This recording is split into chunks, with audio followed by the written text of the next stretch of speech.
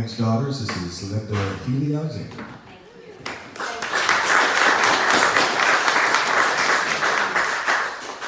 A big thank you goes out to the Did somebody ask me to wait? Oh, no, that was Bring the mic.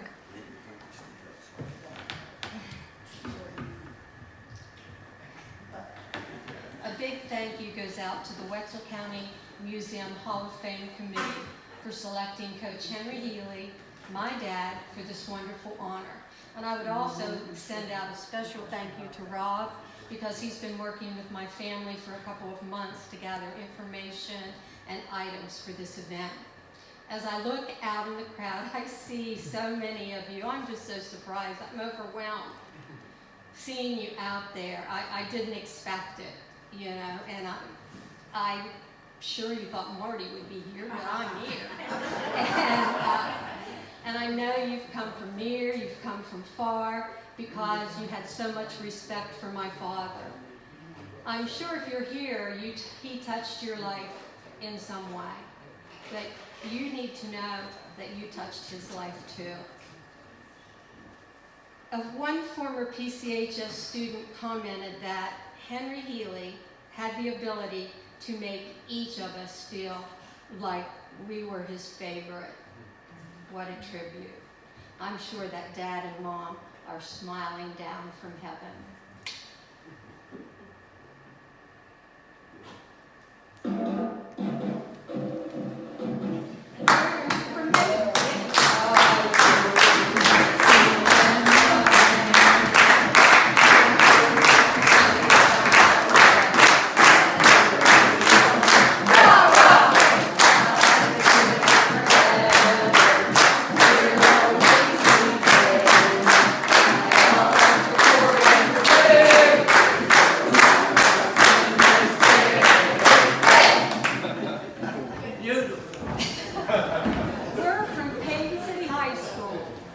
The best school in the land.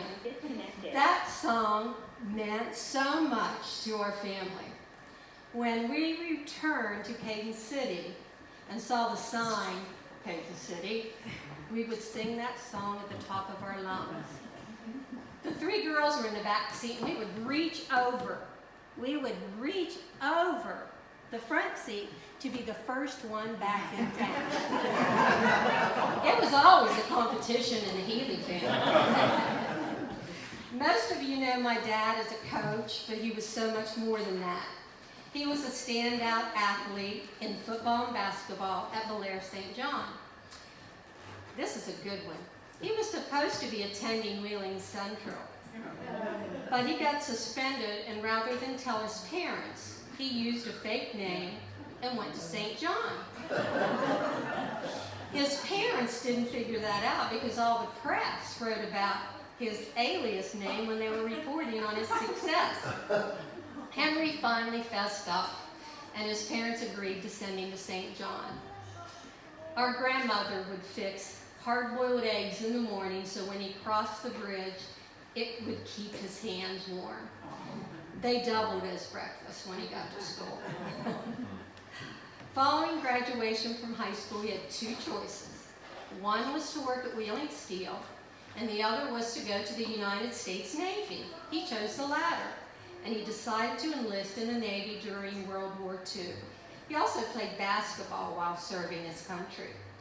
Following his honorable discharge, he used the GI Bill to attend college at West Liberty and earned a BS degree in physical education.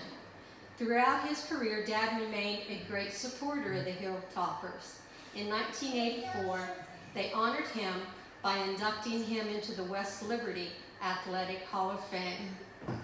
While in school at West Liberty, he was a starter on both the football and the basketball team. Coach Joe Bartell was his football coach, and the 4 years that Dad played for him, they only lost one game. In 1950, they beat Appalachian State and won the Pythian Bowl. Many of the players on that team also became coaches in the Ohio Valley. One of them was Marty Flannery, who coached the River Pilots to many successful seasons. Mom and Dad even named my brother after him.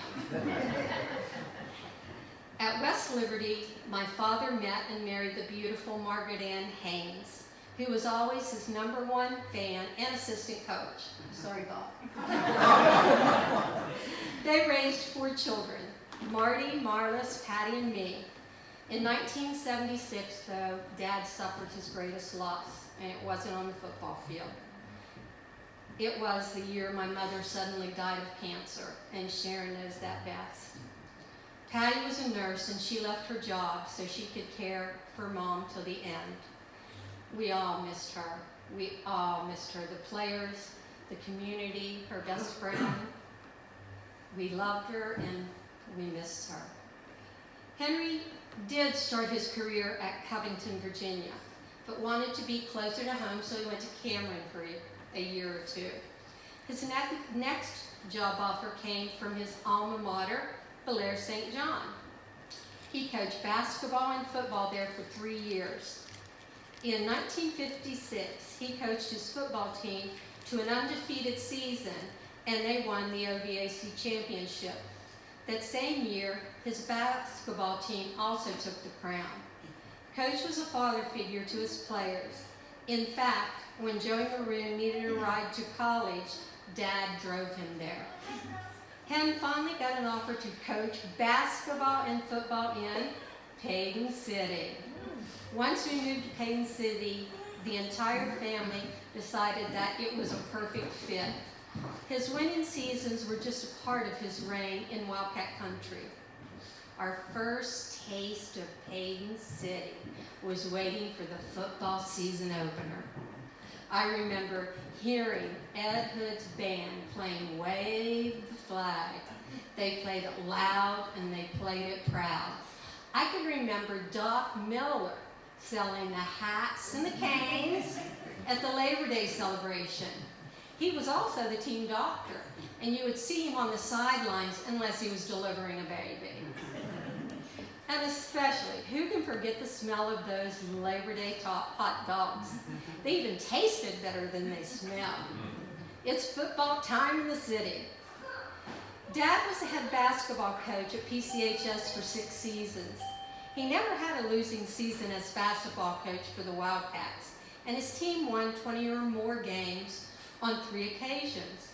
In 1960, the basketball team had a record of 23-4, and I see at least one player that was on that team. Yep.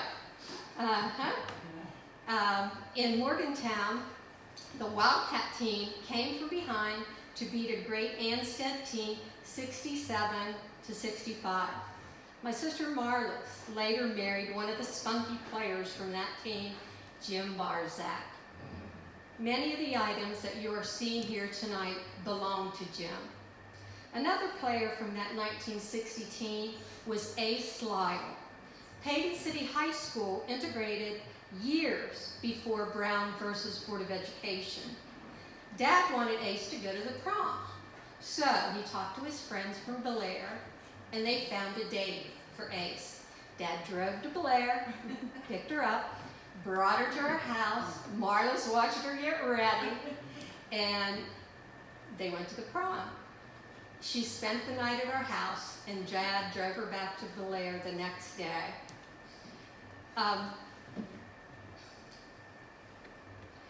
Dad really loved his 1960 team, and they gave him this trophy. It was about this tall. There was no engraving on it, but they took a little piece of white athletic tape, and you coaches know what that looks like, and handwritten on it was "World's Greatest Coach." It was simple, but meant the world to my dad. In 1963, he led the Wildcats to their first ever OVAC basketball championship. During the 60s, scouts from Marshall University, Ohio Valley College, and Virginia Tech were impressed with some of the Wildcat basketball players. A few players used their basketball scholarships to earn their degrees. After Dad resigned from coaching basketball, his friend Bob Burton took the position. Bob's wife Sharon immediately became my mother's best friend. Every afternoon after Sharon taught a day of school, she would stop by and sip coffee and talk about the day. This is a good one. One evening, the Burtons invited us to dinner, and Bob's job was to mash the potatoes. I don't think he'd ever done it before. He took the mixer, it had the beaters on it, and slowly put it down in the potatoes. Everywhere! Potatoes everywhere! I think we each got a teaspoon to eat. Thanks, Bob. Since Dad was no longer coaching basketball, he had time to concentrate on his first love, football. When we arrived in Payton City, there were no lights on the football field. Payton City played Saturday afternoon games. A few years later, that Wildcat community helped fund and erect lights on the football field. Coach Healy had lots of success leading the Wildcat football program and teaching his athletes the importance of how to act on and off the field. On game day, the football players would wear their forest green blazers. They looked sharp, and every one of them was proud to be a Wildcat. Dad had a great run at the Payton City High School head coach from 1957 to 1971. 3 teams went undefeated: the 1959 team, the 63 team, and the 66 team. The 1959 team won the OVAC championship crown, as did the 1966 team. Even with unblemished records, the Wildcats didn't qualify for the state title. But many players got scholarships from those 60s, and they went to many different schools such as Syracuse, Ohio U, Vanderbilt, Morehead State, VMI, West Virginia State, and WVU. Larry Sang's talents were noticed by the WVU scouts. He went on to play running back and punter for the Mountaineers. Larry dated and later married our family babysitter, Margaret Kiefer. She had a story about curfew, but we won't share that tonight. Larry, Marty was one of the senior players on the 1966 team, and he is sorry that he couldn't be here tonight, and so am I. But he wants to share the following. I have been asked to share a memory about Dad for the attendees. That, of course, is an impossible task.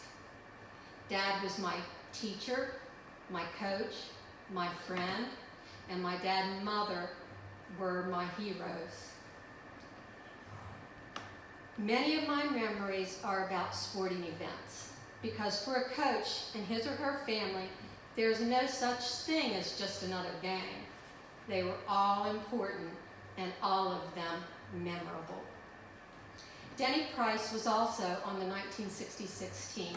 He became a coach at Musselman High School. He won state championships in 3 different decades: 74, 82, and 95. Coach Price couldn't be here either, but he wanted me to share one of his fondest memories, and that was after the 95 state championship game. He got the biggest bear hug from the biggest Wildcat of them all. During Coach Healy's tenure as a coach, he was selected to coach the 1957 All-Star team in football and the 1960 West Virginia All-Star team in basketball. Coach Healy was one of the very few coaches that claimed state championships in both basketball and football. In 1968, Coach Healy took his first team to the West Virginia State Championship game, and I see some players from that team. There were several great players on that team, and even though they played their hearts out, they could not overcome a talented Monongah football team. Monongah was led by a speedy Kerry Marbury and a great playmaker named Nick Saban. Today you might know him as the coach of the winning Alabama Tide football team or on the Affleck commercial. Beat the duck. Yeah.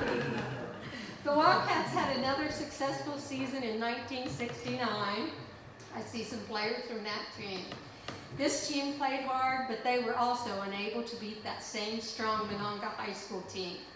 They suffered another state final defeat. I can still see Dad crouched down on the sideline with his head in his hands. In 1970, though, the Wildcats had another chance to prove that they were the top Class A team in the state. That Wildcat team proved that basic football and the single wing offense could win it all, and they did. Marty told me that Dad liked to keep things simple. He ran an unbalanced single wing offense long after the other teams went to T formation. He stuck with the 6-2 defense in football long after most coaches went to multiple defenses. He believed in coaching players rather than coaching plays. In 1970, the state football game, the Wildcats defeated a talented Wetzel County team to claim their first ever state championship in football. It was a victory for the entire community. Following high school, star player Dink Black became a running back or a fullback for Syracuse University. He followed in Dad's career path by becoming a coach and administrator. Dad retired from his football coaching position, but his love for Payton City was as strong as ever. He returned to college at WVU to get a master's degree in administration. He drove a white Chevy Corvair to and from Morgantown until the car engine went up in flames. He wouldn't quit on this goal though, because as you know, a winner never quits and a quitter never wins. He went on to earn his degree and held the principalship of his beloved PCHS until his retirement. After Dad retired, he had more time to visit his kids and grandkids. My kids loved when Papa came by on his daily visits. I especially loved when he stopped by to share his tales. A lot of you know he was a great storyteller. One that I recall was about his being a mischievous boy in Benwood. Ricky knows about Benwood.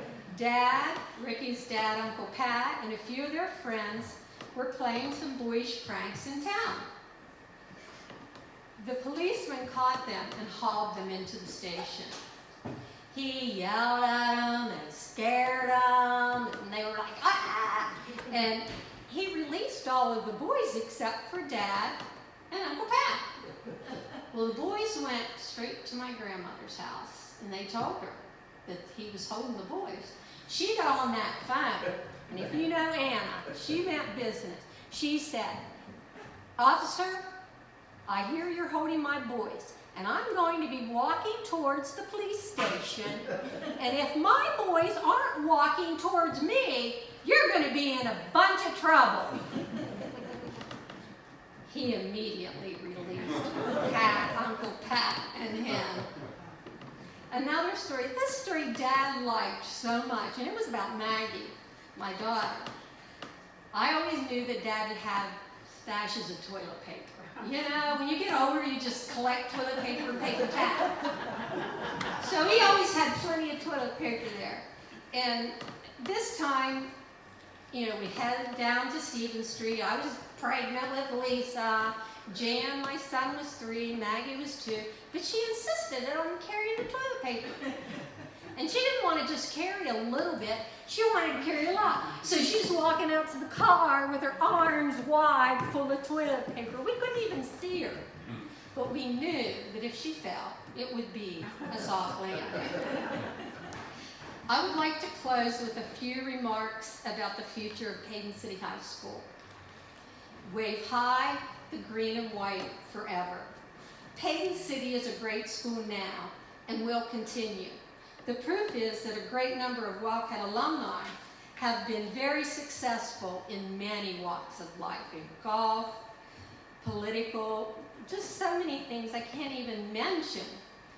My 3 children received a great education at PCHS and are thriving in their careers.